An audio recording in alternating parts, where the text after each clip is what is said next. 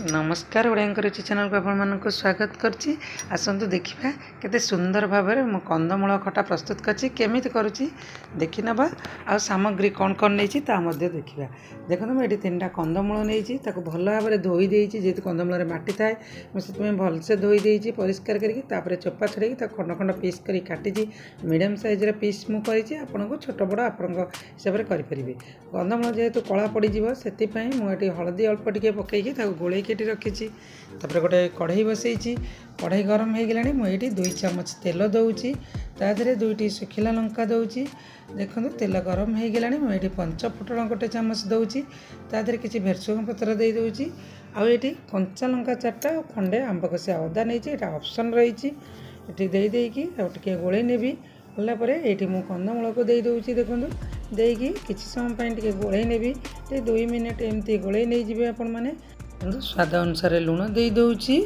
ये हाफ चम्मच हलदी गुंड दे दूची जेहेतु हलदी गुंड आगुरी मु अल्प टिके देइतिली से अल्प टिके हलदी गुंड देली ताको टिके गोलई देली।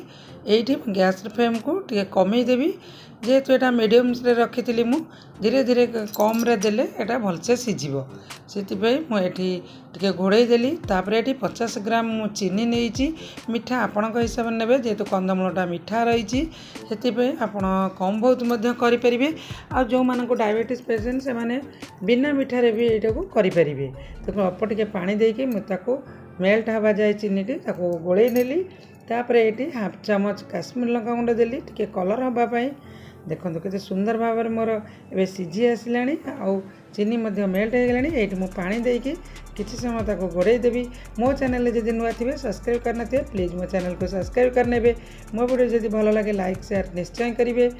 देखो केते सुंदर भाव में ये है आसला ये सब सीझी आसला ताको अल्प समय मात्र मुझे कम जल रखी। ये मुझे कॉर्नफ्लोर दौनी कि चाउल गुंड दौनी किसी भी मुझे दौनी जदि आपण मानक आउ टिके मोटा दरकार से आपण मैंने कॉर्नफ्लोर आधार दे पारे कि मुझे किसी देनी किसी नदेले भी बहुत बढ़िया रही चीनीटा को मुझे सीरा टाइप रही बहुत बढ़िया रही। हो गलानी मैं धनिया पत्र टिके देकी ताको गोले दूची गैस फ्लेम को बंद कर दूची।